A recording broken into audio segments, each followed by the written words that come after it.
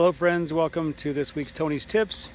Thank you for tuning in, and it's with a heavy heart that I share with you this week that Dr. Andersen's wife Lori passed away Thursday morning. Actually, no, I believe it was Friday morning. I've known her for almost 9 years, and it was an incredible shock and tragedy, and it's been surreal ever since.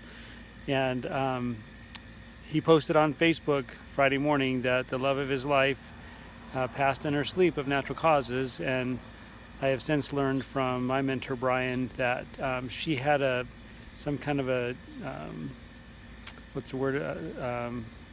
heart defect that was in her gene, genetic heart defect, that even though she lives a very healthy lifestyle, and she's right about my age, healthy lifestyle, not overweight at all. She's a registered nurse. She's the original health coach.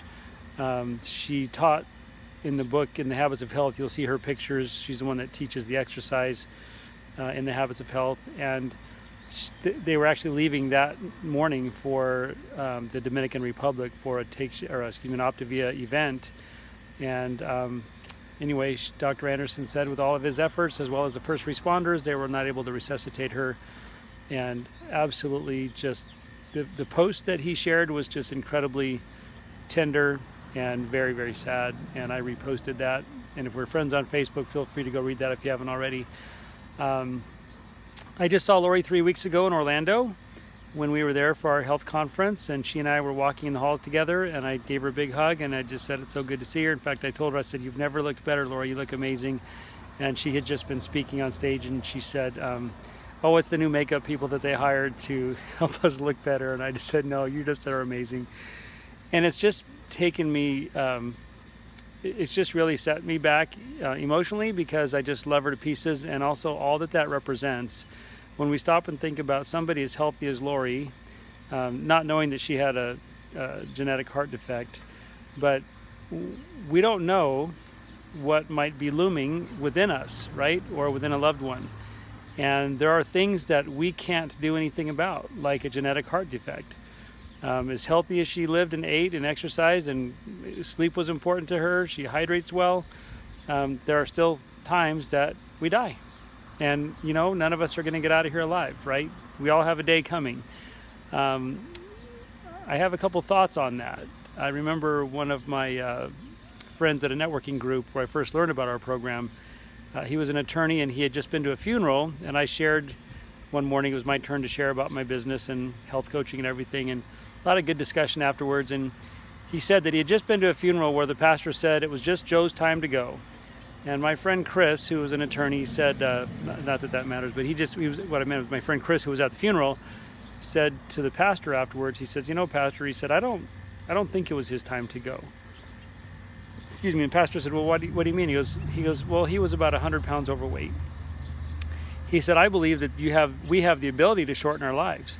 And he said, and even if that's not true, we can sure impact the quality of our lives. But I tend to agree with Chris that it wasn't necessarily Joe's time to go, but having an extra 100 pounds, overworking his heart and all the inflammation in his body around his organs and everything, definitely impeded the quality of his life. But I believe that if he didn't have those extra 100 pounds, that he probably wouldn't have gone on that day. And of course, we don't need to debate it. Everybody's entitled to their own opinion about that. So either your quality of life can be greatly impacted by weight and obesity and inflammation and all that comes with that. And possibly the length of our days can really be impacted as well. And so I just want to encourage you to think about, again, coming back to, why do you want to lose weight? Why do you want to be healthy? Why do you want to live a healthier lifestyle?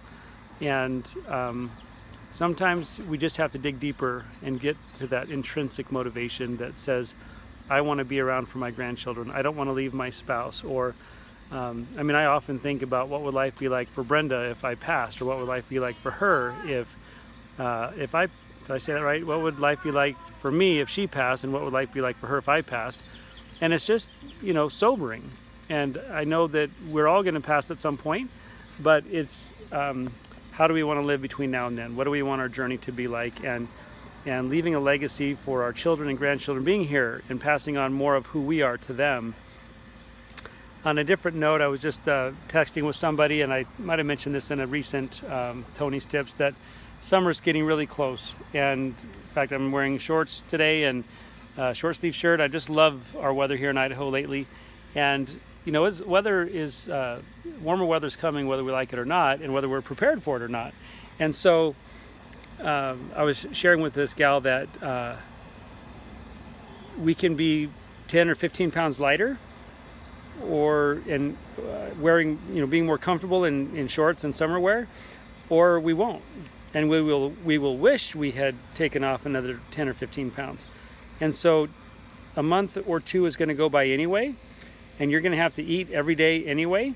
And you can either stay on program and continue dropping, or you can not stay on program and just try to maintain where you're at, or continue losing. So really, we have to remember that it really is our choice. Nobody can do it for us. This is one thing that we absolutely can only do on our own. I am delighted to be your cheerleader and your support and encourager, but that does require reaching out. So I would love to hear from you, and maybe even hear what your intrinsic motivation is. Why are you doing this? And I know it can be a battle. I know it has been for me.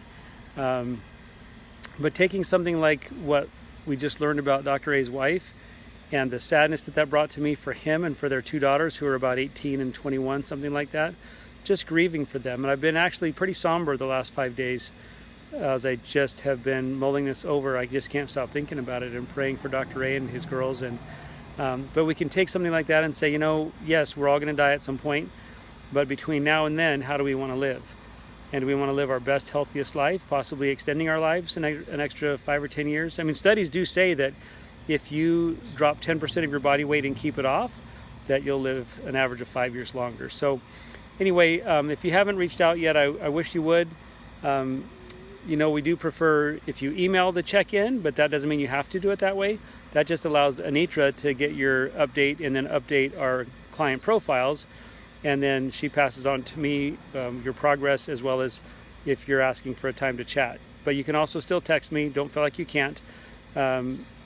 We're just trying to be efficient to make sure we get everybody's profiles updated and everything. And I would love to hear from you. And let me know if you'd like to chat. God bless you, and be your best and healthiest self. And please pray for the Andersen family. Thanks, guys. God bless. Bye-bye.